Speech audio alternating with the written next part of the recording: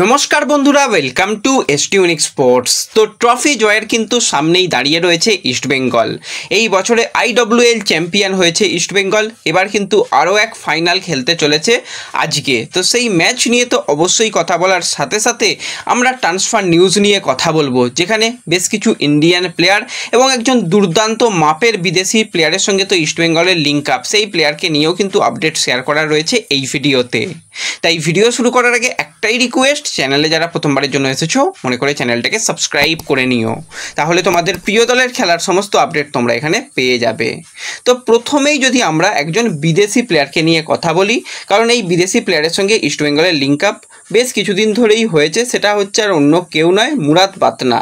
তো এই মরক্কোন অ্যাটাকারের সঙ্গে তো ইস্টবেঙ্গলের লিঙ্ক আপ চলছিলই, কিন্তু যেটা মেন ব্যাপার, সৌদি প্রো লিগ যতদিন না শেষ হচ্ছিল ততদিন কিন্তু কোনো রকমভাবে কিছু কথা এগোনোর সম্ভাবনা নেই, কারণ প্লেয়ারটা অলরেডি খেলছিল, ম্যাচ টাইম পাচ্ছিল এবং দুর্দান্ত পারফরমেন্স এই রকম 34 বছর বয়সে এসেও। তো 34 বছর মানে খুব একটা যে এজ সেটা নয়, 34-35-এও প্লেয়াররা যথেষ্ট ভালো খেলতে পারে।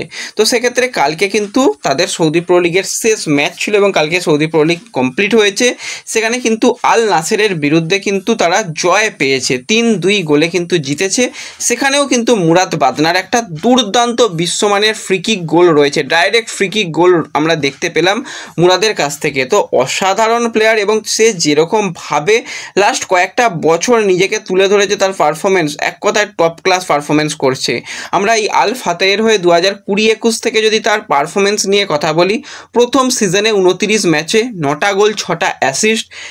তার পরের বছরই কিন্তু তার কাছ থেকে আমরা 18 ম্যাচে 7টা গোল 3টে অ্যাসিস্ট দেখতে পাই।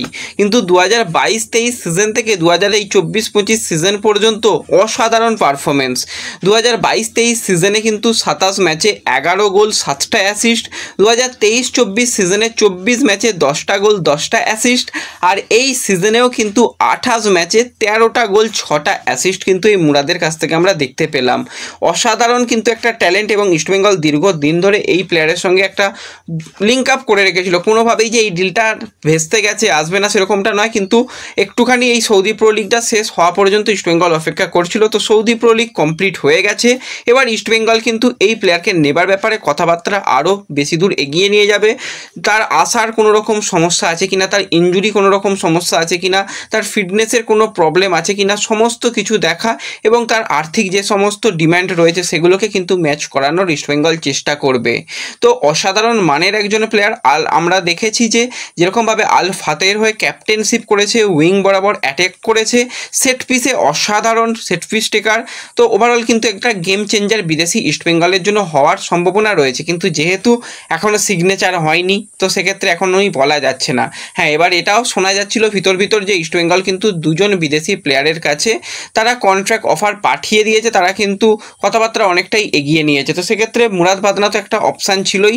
তো এই প্লেয়ারকে যদি খুব তাড়াতাড়ি সাইনিংটা কমপ্লিট করে ফেলতে পারে ইস্টবেঙ্গল, তাহলে one of the best signing ইস্টবেঙ্গলের জন্য হবে। এবং যেরকম এই মুহূর্তে তো সে রিসেন্ট ফর্ম নিয়ে রয়েছে, কিছুদিন বাদেই আমাদের এখানে 1 মাসের পরই বলতে গেলে টুর্নামেন্ট শুরু হয়ে যাচ্ছে। তো 1 মাসের মধ্যে তাকে আসতেও হবে এবং প্রি সিজনের মধ্যে থাকতে হবে। যেহেতু প্লেয়ারটা এখন খেলছে, তার খুব একটা অসুবিধা হবে না অন্তত মানিয়ে নিতে। তো কারা কারা মুরাদ বাদনার খেলা দেখলে কালকে অবশ্যই কমেন্টে জানিও গোলটা কীরকম লেগেছে, আর এই রকম প্লেয়ারকে ইস্টবেঙ্গলে কি তোমরা দেখতে চাও সকলে কিন্তু কমেন্টে জানিও।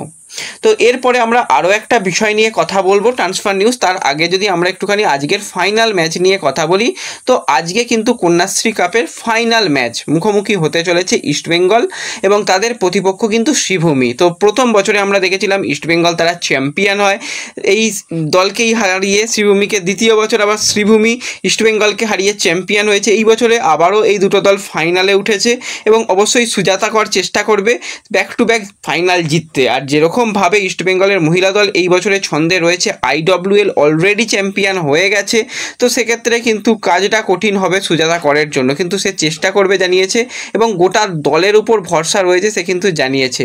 এবং ইস্টবেঙ্গলের কোচ অ্যান্টনি সেও জানিয়েছে যে গতবারের চ্যাম্পিয়নদের সঙ্গে খেলাটা সবসময় চ্যালেঞ্জের হবে। ওদের কাছে স্থানীয় ফুটবলাররা যথেষ্ট ভালো পারফরমেন্স করেছে, তবুও আমরা নিজেরা সেরাটা দেবো চ্যাম্পিয়ন হওয়ার জন্য, কিন্তু আমরা কোনো খামতি রাখবো না এবং আশা করি আমরা চ্যাম্পিয়ন হতে পারবো।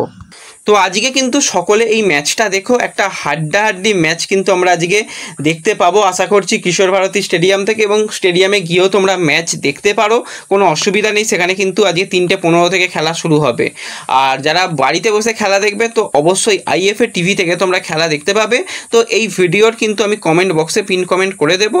তো যারা যারা চ্যানেলে প্রথম আসছো একটু সাবস্ক্রাইব করে নিও। এছাড়া আমাদের সোশ্যাল মিডিয়া পেজ যেরকম ফেসবুক পেজ, টেলিগ্রাম চ্যানেল, সেখানেও কিন্তু আমরা শেয়ার করে দেবো, সেগুলোতেও জয়েন হতে পারো। ডিসক্রিপশন বক্সের লিঙ্ক থেকে জয়েন হয়ে যাও, সেখানে সমস্ত লেটেস্ট আপডেট পেয়ে যাবে। ফাইনাল ম্যাচ যখন, তখন স্কোর লাইন প্রেডিকশান করতে কেউ ভুলো না যে আজকের ফাইনাল ম্যাচের স্কোর লাইন কী হবে।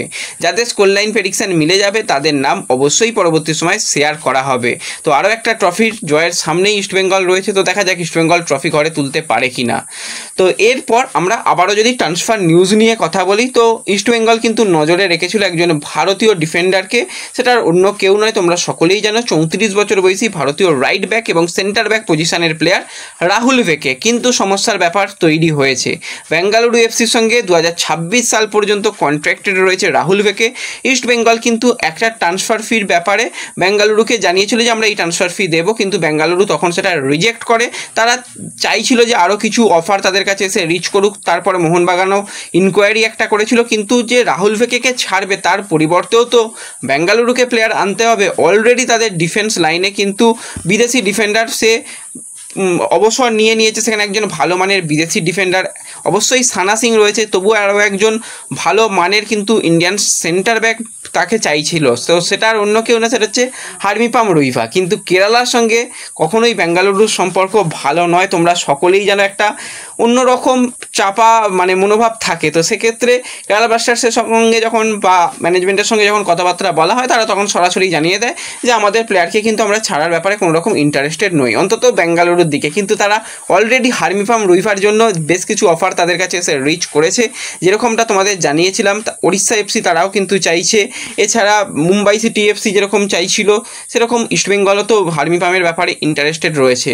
তো সেক্ষেত্রে খুব সম্ভবত কিন্তু রাহুল ভেকেকে বেঙ্গালুরু রেখে দেওয়ার পরিকল্পনা নিয়েছে। তারা কিন্তু চাইছে না যে রাহুল ভেকেকে ছাড়তে, কারণ এই বছরে রাহুলের যেরকম পারফরমেন্স ছিল, হ্যাঁ রাহুল নিজে চাইছে দল পরিবর্তন করতে, কারণ কলকাতায় এলে ভাই টাকা পয়সা অনেক বেশি পাবে বেঙ্গালুরুর থেকে।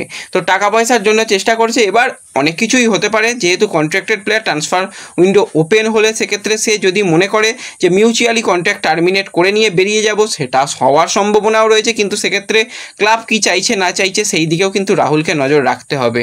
তো ইস্টবেঙ্গল কিন্তু চাইছে যত তাড়াতাড়ি তাদের ডিফেন্সকে শক্তিশালী করা যায় এবং ট্রান্সফার মার্কেটে যত তাড়াতাড়ি প্লেয়ার সাইনিং করা যায়। তো সেক্ষেত্রে দীর্ঘদিন ধরেই যেহেতু হার্মিপাম রুইভার টার্গেট রয়েছে এবং হার্মিপামের সঙ্গে আনোয়ারের অতীতে খেলার অভিজ্ঞতা রয়েছে এবং জিকসানের সঙ্গে হার্মিপামের একটা বোঝাপড়া যথেষ্ট ভালো রয়েছে। তো ওভারঅল দেখতে গেলে কিন্তু একটা ভালো কম্বিনেশান তৈরি হবে, যেখানে গিল গোলের তলায় রয়েছে, গিলের সঙ্গেও রুইভা খেলেছে। তো অবশ্যই একটা খুব ভালো কম্বিনেশান গড়ে উঠবে যদি হার্মিপাম রুইভা ইস্টবেঙ্গলে আসে। হ্যাঁ অবশ্যই ট্রান্সফার ফি একটা ভালোই চাইবে কেরালা, এটুকু বোঝা যাচ্ছে, কারণ এখনও 2 বছর চুক্তি রয়েছে। তো হার্মিপাম ইস্টবেঙ্গলে এলে তো ভালো সাইনিং ইস্টবেঙ্গলের জন্য হবে।